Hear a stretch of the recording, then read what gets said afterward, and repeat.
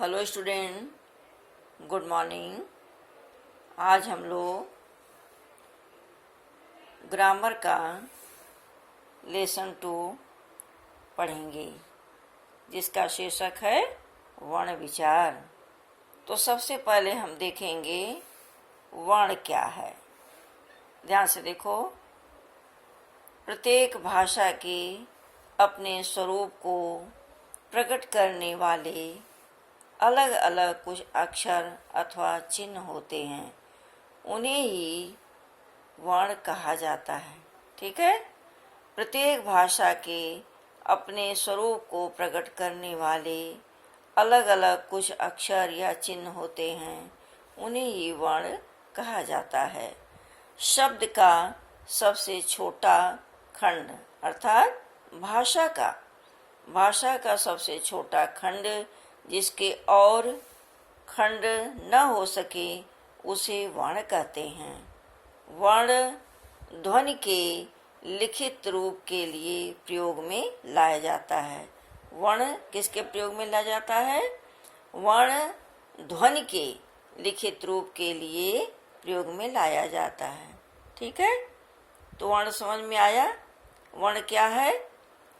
वर्ण ध्वनि के लिखित रूप के लिए प्रयोग में लाया जाता है और भाषा का सबसे छोटा खंड जिसके और खंड न हो सके, उसे वर्ण कहते हैं।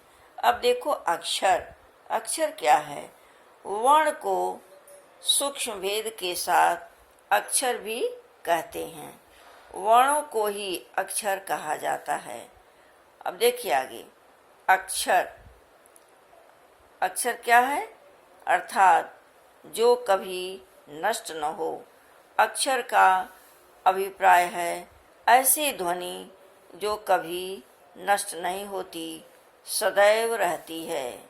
अतः छोटी से छोटी ध्वनि जो खंडित न हो सके, उसे अक्षर कहा जाता है। समझ में आया? अक्षर क्या है? वर्ण को ही अक्षर कहते हैं। अब देखिए वर्णों के भेद।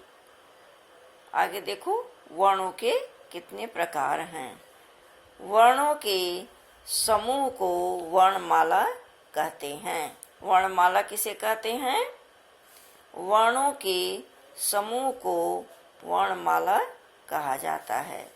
आगे देखिए, वर्णों को 2 रूपों में बांटा गया है।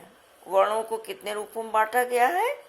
2 रूपों में, स्वर और व्यंजन।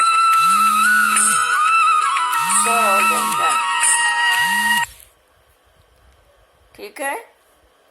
तो स्वर वर्ण ध्यान देखो, वर्णों को 2 रूपों में बांटा गया है, स्वर और व्यंजन। अब हम लोग स्वर वर्ण के बारे में देखेंगे। स्वर वर्ण क्या है? ध्यान देखो, वे ध्वनियाँ जिनका उच्चारण बिना किसी दूसरे वर्ण की सहायता के किया जाता है और जिनके उच्चारण में मुंह से हवा के निकलने में कोई बाधा नहीं होती, उन्हें स्वर कहते हैं। इनकी संख्या 11 है। ध्यान देखो बच्चों, स्वर वर्ण क्या है? वे ध्वनियाँ जिनका उच्चारण बिना किसी दूसरे वर्ण की सहायता के किया जाता है, उन्हें स्वर वर्ण कहते हैं और इनकी संख्या कितनी है? 11 मानी गई है। अब ध्यान से देखो, स्वरों के भेद। स्वर वर्णों की संख्या कितनी है? 11 है। तो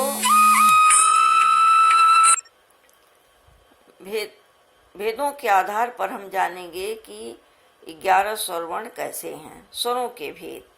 उच्चारण के भिन्नता के आधार पर स्वरों के 3 भेद माने गए हैं। ह्रस्व स्वर, दीर्घ स्वर, प्लुत स्वर। स्वरों के कितने प्रकार हैं? ह्रस्व स्वर, दीर्घ स्वर, प्लुत स्वर। आगे देखते हैं। अब देखो, ह्रस्व स्वर क्या है? ह्रस्व स्वर जिन स्वर वर्णों के उच्चारण में कम समय लगता है, उन्हें ह्रस्व स्वर कहते हैं। ध्यान से देखो, जिन स्वर वर्णों के उच्चारण में कम समय लगता है, उन्हें ह्रस्व स्वर कहते हैं। इनकी संख्या 4 है। अ, ई, उ, री। इन्हें मुख्य स्वर भी कहा जाता है। दूसरा है दीर्घ स्वर। दीर्घ स्वर क्या, देखिए, जिन स्वर वर्णों के उच्चारण में ह्रस्व स्वर वर्णों से दोगुना समय लगता है उन्हें दीर्घ स्वर कहते हैं। दीर्घ स्वर क्या है?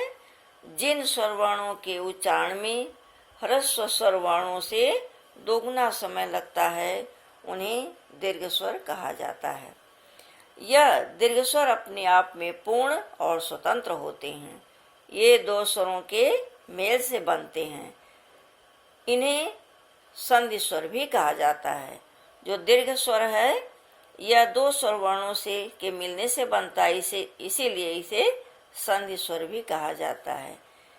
दीर्घ स्वर की संख्या 7 है। तुमने देखा ह्रस्व स्वर की संख्या 4 है और दीर्घ स्वर की संख्या 7 है, तो दोनों को मिलाकर 11 स्वर वर्ण माने गए। अब यहाँ देखो आ कैसे बना। ये अ और अ दो ह्रस्व है, तो दोनों अ को मिलाकर आ बना। ठीक है, ई को मिलाकर ह्रस्व जो है इसको मिलाकर दीर्घ ई बना। अ प्लस ई ए बना। अ प्लस उ ओ बना। अ प्लस ए ऐ बना। उ और उ को मिलकर दीर्घ उ बना। ठीक है, तो इस तरह से इन्हें दीर्घ ये संधि स्वर माने गए जो दो स्वरों के मिलने से बन रहे हैं। अब आगे देखते हैं प्लुत स्वर। प्लुत स्वर क्या है? जिन स्वरों के उच्चारण में दीर्घ स्वर से भी अधिक समय लगता है। प्लुत स्वर क्या है? जिन स्वरों के उच्चारण में दीर्घ स्वर से भी अधिक समय लगता है उन्हें प्लुत स्वर कहा जाता है।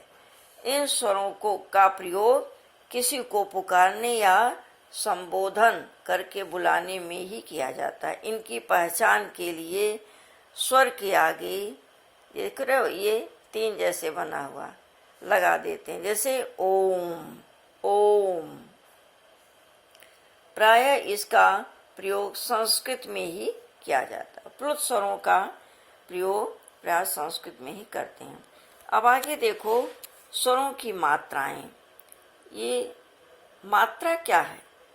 स्वर वर्णों का प्रयोग जब व्यंजन के साथ किया जाता है।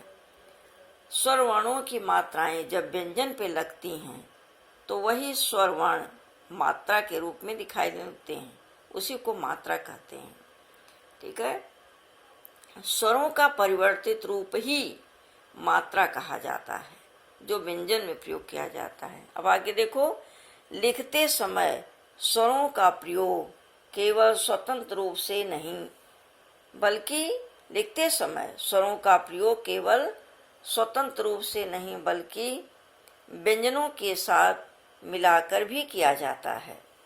ठीक है, इस स्थिति में स्वरों का स्वरूप बदल जाता है और इस बदले हुए स्वरूप को ही मात्रा कहते हैं। स्वर जब व्यंजनों के साथ प्रयोग में लाए जाते हैं तब उनका स्वरूप बदल जाता है और स्वरों का बदला रूप ही मात्रा कहा जाता है। व्यंजनों के साथ स्वर मात्रा के रूप में इस प्रकार परिवर्तित हो जाते हैं। हम आगे देखते हैं। देखो ये स्वर हैं अ, आ, ई, दीर्घ ई, ह्रस्व उ, दीर्घ उ, री, ए, ऐ, ओ, औ, ये सब है। ठीक है, तो ये हमारी स्वर हैं और ये इनकी मात्राएं हैं। दिखाई दे रहा बच्चों? इसके बारे में तो तुम्हें मालूम है क्योंकि तुम क्लास 8 के स्टूडेंट हो, तो ये सारी चीज़ें तुमको मालूम है। आगे देखो मानव द्वारा। अब हम देखते हैं कि आज हम लोगों ने क्या जाना। सबसे पहले हम देखेंगे वर्ण क्या है। हम लोगों ने पढ़ा उधर कि वर्ण क्या है। तो मानव द्वारा उच्चरित ध्वनि के लिखित चिन्ह को वर्ण कहते हैं। मानव द्वारा उच्चारित ध्वनि के लिखित चिन्हों को वर्ण कहते हैं। अब देखो वर्णमाला क्या है, हम लोगों ने पढ़ा ना। वर्णों की निश्चित क्रमबद्ध व्यवस्था को वर्णमाला कहा जाता है। वर्णों की निश्चित क्रमबद्ध व्यवस्था को वर्णमाला कहते हैं। ठीक है, हम लोगों ने आज जाना। तो आज इससे जो आज कुछ पढ़ा तुम लोगों ने, उससे संबंधित कुछ प्रश्न दिए जा रहे हैं। इन प्रश्नों के उत्तर तुम अवश्य कर लेना अपनी फेयर कॉपी में। तो सबसे पहले है प्रश्न, वर्ण किसे कहते हैं, परिभाषा देते हुए लिखना। फिर क्या है, वर्णमाला क्या है। तीसरा प्रश्न है, स्वर वर्णों के भेदों को स्पष्ट करो। जो तुम्हें समझाया गया उस आधार पर तीनों प्रश्नों के उत्तर लिखना बेटा, सुंदर राइटिंग बनाकर, अच्छे ढंग से, मन लगा करके। अगर तुम अच्छा काम करोगे तो तुम्हारी राइटिंग अच्छी बनेगी, तुम्हारी राइटिंग में शुद्धता आएगी और मुझे भी प्रसन्नता होगी। ठीक है, कल हम लोग नए टॉपिक के साथ फिर मिलेंगे। Thank you student.